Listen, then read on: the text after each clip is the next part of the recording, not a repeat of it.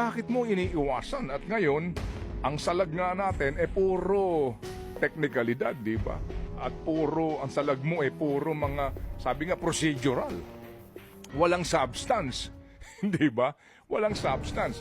Sa ang mga usap-usapan nga ng mga criminal, mga trial lawyers, ang usap-usapan yan lagi, sa panahon ng nagtatrial, kapag wala ka ng, kumbaga wala ka ng argumento, pupunta ka sa teknikalidad.